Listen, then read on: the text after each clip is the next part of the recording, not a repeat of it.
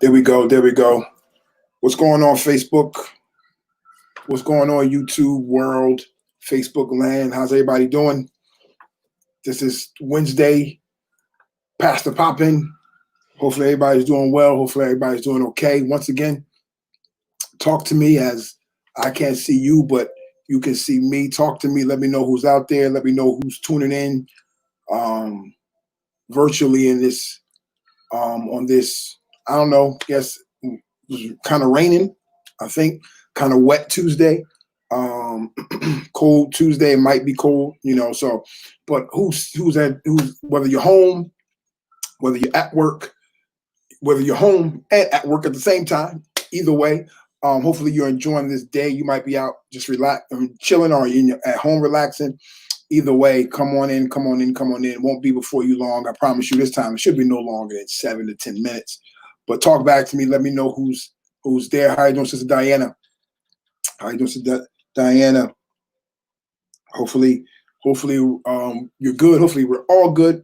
Everything is well with you. Everything is going good with every single one.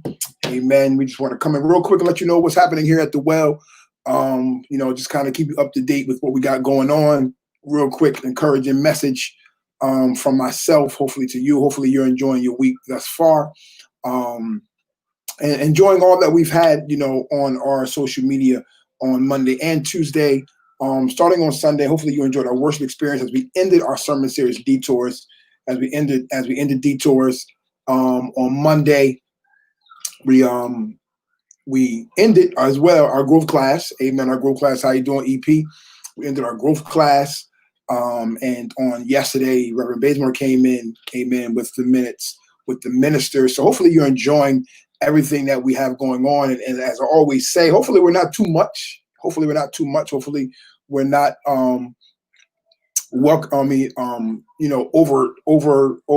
overstaying our welcome. I guess that is, you're overstaying our welcome. So I guess when people invite you to your house, you stay longer than than they wanted you to. So hopefully we're not doing this too much. Hopefully we're not, I'm sure for some people it is kind of like a lot. But again, please don't ever feel like you have to do it all. Please don't ever feel like you have to do it all. No one's taking no attendance. We do not get any emails to know who came in or who did not come in. So even if we did, which we don't, we would never check that. The same way we don't do it for Sunday morning service. We just want to be able to give you something to encourage you and to lift you up. Amen. So come on in. I do want one specific announcement to make pertaining this week. Amen. We want to continue our Bible study on tonight. Our worship at the well on Thursday. We will have a slight adjustment, a slight audible on Friday for our First Lady Friday. So we kind of want to make you aware of that if you have not already been aware of what's going on here on Friday. But as I get right to it, again, I just want to come in here and tell you what we have going on, and then also tell you what we have coming up on Friday. On Friday, we usually have First Lady Fridays. We're not going to have it this Friday. What we're going to have is, I'm going to put the flyer up. We're going to have a candlelight vigil. What's going on, Brother Delon? We're going to have a candlelight vigil on this Friday. We know that there's a whole lot going on in our society, a whole lot going on in our nation. So we don't even have to get into what's going on. We did talk about a little bit on Sunday morning where the well stands at, how we here at the well, how we're going to approach it, how we're going to stand behind it, how we're going to support it, and how we're going to do so. I'm going to put the flyer up. How we're going to do so right here is with this candlelight visual this Friday at 7 p.m. We're going to be honoring those we lost, praying for the George Floyd's family, praying against social injustices and praying against police brutality, and praying for peace. So we're going to be out there. Again, we will also be protesting peacefully in that way, but we will also be practicing social distancing, right? So you see that as well. So I'll put the flyer up one more time before we go, and before I log off. But I also kind of just want to continue to let you know that's what we're doing. Hopefully you can make it. We have some people coming to speak. We have some people coming to do other things on that night. We should be out here no longer than 45 minutes to an hour. So hopefully you're able to come out and support. Hopefully you're able to come out. We're still asking you to wear your mask, still asking you to social distance, still doing what we need to do, because not only are we fighting, Corona, but not only are we fighting, injustices, but we're also still fighting Corona. And to some degree, for some people, it's so much going on in the world with injustices that we don't even remember that we still have to deal with Corona, but we still have to deal with that while fighting injustices. So we want to make sure that you are aware of that and that you're also mindful of that as well. So please come on out for that. Again, like we said, this world is filled with injustices, and we want to always let each other know that, that here at the Well, we stand with what's going on. We support with what's going on to a degree, meaning we want to make sure that, we're not coming, our energy is not riot. Our energy is not, vulgar language. Our energy is to have a peaceful protest, also a candlelight vigil. And now, when I say protest, I don't mean we're not going to march, we're not going to walk, but we still consider it a protest because we are standing up for something, and we are trying to make awareness and bring awareness to something as well. We're trying to bring awareness to something as well, and we're trying to continue to bring awareness to the injustices happening with our African Americans, and with myself, my son being 13, a host of nephews and nieces, and just a lot of friends, African American friends. We just want to make sure that we're standing behind them. Again, many people don't know, many races don't know what it feels like to have to, drive through a neighborhood and not know if you're going to get pulled over. And then when that cop does approach your car, not sure if you're going to make it out of that situation. Many races don't have to go into stores being hounded and just being watched because, they may think you may steal something. Many races may not, do not have to go through any type of, prejudices. Because, and I was talking to someone yesterday of Caucasian descent, and he was saying, I never had to deal with that. I never even thought about getting pulled over by the cops. I always thought that was my safety, So he was saying, as a white man, he looks at it as his safety, but as a black man, we look at it as our death. So that's just two different worlds that we have to live in, and that's why it's called privilege. Because they're privileged to not have to worry about those things, privileged to not have to worry about it. And even being 40 years old, I can give you countless of times when, just looking at me, thinking that I was a thug, whether it was my build or whether it was my dreads or just because of my skin tone. So you don't have to have dreads. You don't have to be a certain build. You can just be a black man in America, and you are dangerous, and you are dangerous in their eyes, or you are a monster, or you are an animal. And we want to try our very best. I believe, again, no matter what protests we have, no matter what we do or what we go through, racism is a thing of the heart. Racism is a thing of the heart, right? So that's not, we can't protest out of racism. Racism is a thing of the heart. No matter how many marches you have, no matter how many signs you hold up, no matter what it is, Jesus or Christ has to touch racism. He has to touch the heart of the man. He has to touch the heart of the man for racism. So we are praying against racism, that it leaves, it's not here, but we also know that it falls in the category of sin and demonic.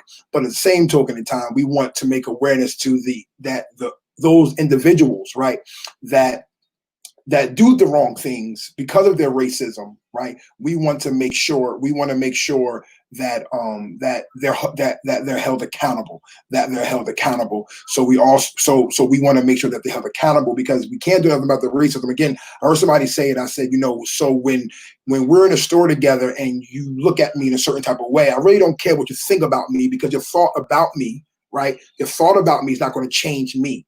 So if you look at me, if you think of me as a thug, I don't really care what you think about me, because your thought is not going to change me. But what I do care about is what you do, not what you think, but what you do. So we need to not hold people accountable about what they think or how they feel. That's a Jesus Christ thing.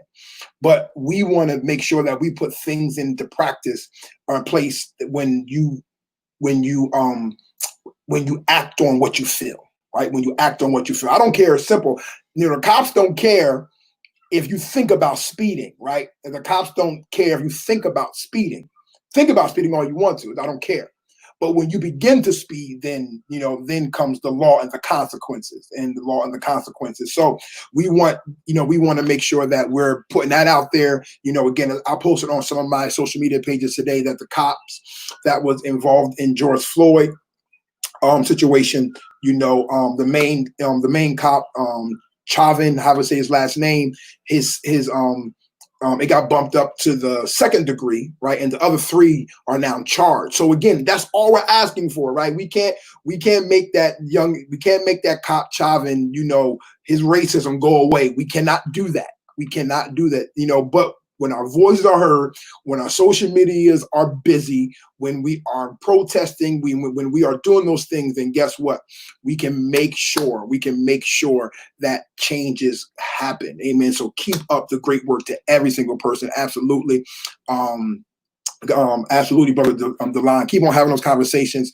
Keep on having those kind of conversations. With your students, and absolutely, sister. Elaine, it's a shame that getting pulled over for no reason, for no reason at all. So again, we could talk about this all day long. Amen. As an African American male,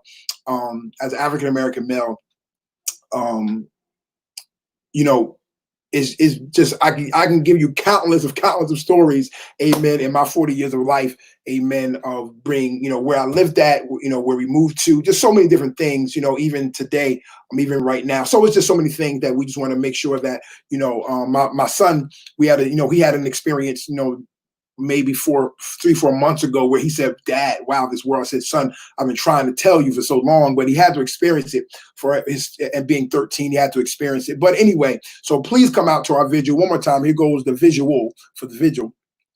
So that, we can be there. We're going to be praying. We're going to be talking. We have, different speakers coming. We have different individuals who's going to come and do different things on the program. Some readings we want to be said and we want to be heard in the event. In the event of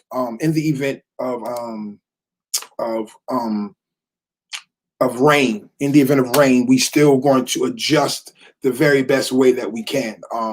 We're going to adjust the very best way. We're not sure yet how we will adjust. We don't know if we're going to change the date.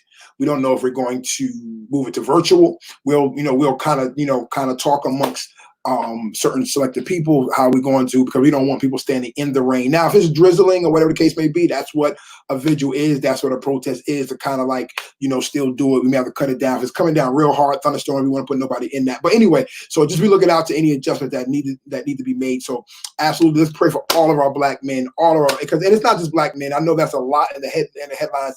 The young lady, Miss Teller, amen. Breonna Teller, amen. They went to her house and they shot her. So she was an African-American female. So it's just, again, and we're not coming, and hopefully you hear me well and you hear me right as I close out this broadcast. We're not coming that night talking about, all lives matter. We're not. So hopefully if any of our Caucasian brothers are listening, or Asian or Hispanic, whoever it may be, hopefully we're not offending you. But the truth of the matter is right now, the African-American race is the race that's being oppressed, has been oppressed for so many long. But right now, they're the ones getting the knees in the neck and getting choked out. And I mean, just so many things happen over the years.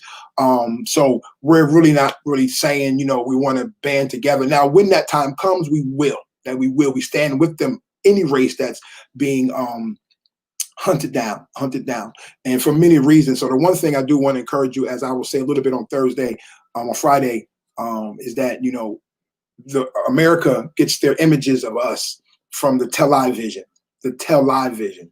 right? And that's what it is. It's a television. A lot of the depictions of us, right, give the imagery of who we are, right? We're thugs, we're animals, right? So when America sees Boys in the Hood, and when America sees New Jack City, and when America sees all these different depictions of an African-American male, when I'm approaching you, that's what you think in your mind, so we have to do better with even depicting us, so that now that's not the only reason. It's also something embedded, taught in, even if they didn't see no television, there's still something that they're taught, amen, to think about us and how we look. Like, when we got off when they pulled us, they didn't see nothing but animal. But anyway, I don't got no time. We know we'll encourage and continue to do that. But at the end of the day, if you can, please be here on Saturday, on Friday. I'm sorry, on Friday at 7 o'clock. At 7 o'clock. All right. So this is Pastor Marlon. I want pray that everyone's safe out there. Protected from COVID and protected from the cops. Amen. We should be having to battle them both. Amen. We should not have to be battling both, but let's stay protected from COVID and protected from the cops and injustices and things of that nature. Be safe out there. This is Pastor Marlon. Hopefully I'll see everybody on Friday. How you doing, Sister Lisa? How you doing, Sister Grace? Again, let's keep praying. Let's keep believing that God's going to turn some things around. Amen. But like I said, on Sunday, it starts with and ends with prayer. I would never take that away. I know we've been praying for a long time, but let's keep praying. Amen.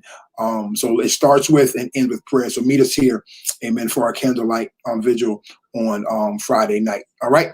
If anything changes, we'll keep you posted. God bless every single one. Everyone continue to have a blessed day.